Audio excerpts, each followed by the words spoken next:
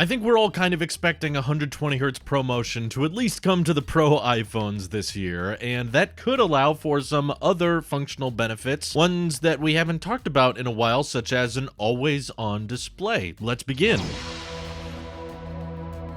This has been a thing on Androids pretty much since the dawn of time, I believe. I'm well aware of that, but I did see the idea floating around out there, and I didn't see too much of us talking about it, because a lot of people actually assumed when Apple started adopting an OLED display on the iPhone X back in 2017 that that's when they would actually adopt a always-on display that could be somewhat similar to the Apple Watch. I mean, it could have notification light that's always on, or just the time, or some type of just a minimal, clean-looking amount of information like the time or just a few notifications that you can put on that screen even if you're not in raise to wake mode, or even if you haven't tapped the display. It's always there. Even if it's sitting at a table, sitting at a desk, you can see that information. Some people have really expressed their enjoyment with it, but if we're gonna get personal here, if you want to ask me what I think about an always on display, I always was kind of annoyed by it. As you guys know, I've reviewed a lot of Android phones on this channel, and there's a lot of great features that I've appreciated having in non-iPhones out there, but the always on display, something about it always didn't sit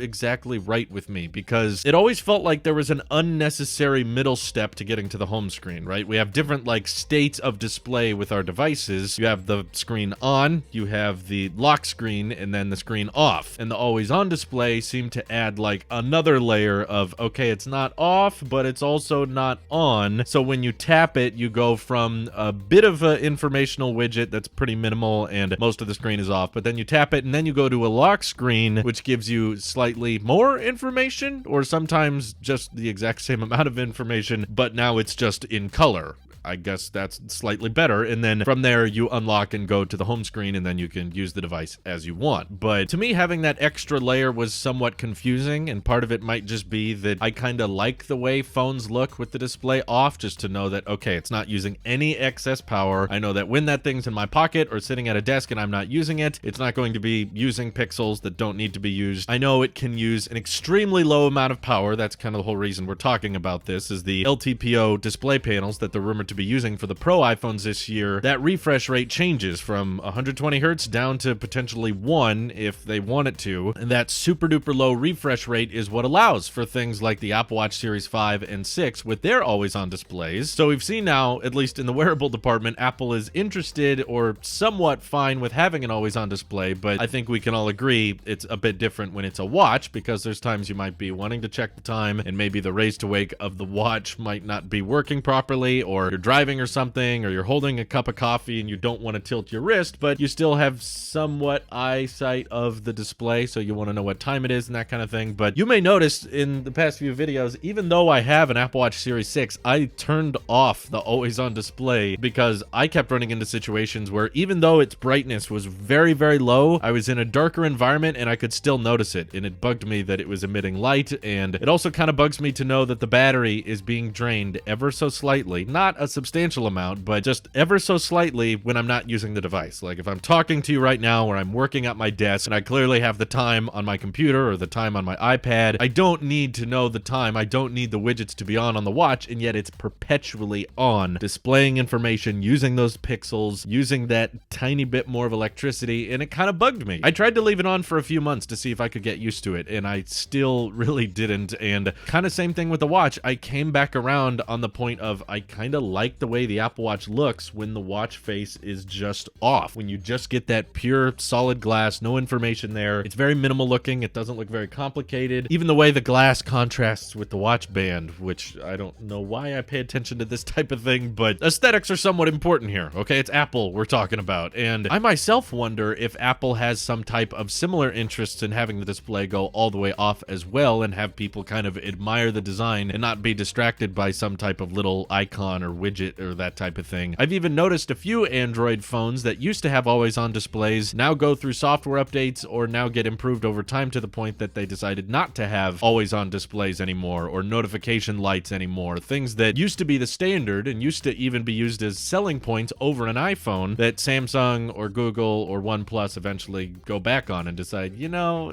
we don't really need an always on display, or we're at least not going to have it on by default. You can go into settings and turn it back on if you want to, which honestly, that that would probably be my best case scenario here if Apple is considering bringing an always-on display. There's probably at least a few of you out there that would like one, so to have an option to utilize it would be great, but also to make sure that it's optional so that the weirdos out there like me that are like, no, I want the screen to go all the way off. I don't want a little mid-step between the lock screen and between off. I just want it to go off as soon as I press the power button, and I don't want any other extra information. Let me have my option too, okay? I think that would probably be the best way Apple could handle this, but I'm very curious because it doesn't seem to be something we talk about much with the next generation iPhone. So what do you guys think? Would you rather have an always-on display, or are you fine with the way it is? Are you like me and you're just like, I want 120 hertz, but I want the screen to go off when I want it to go off, and that's that. I don't need any middle steps. Feel free to let me know your thoughts down below. This is your Apple Sheep here. I'll see you guys in the next one.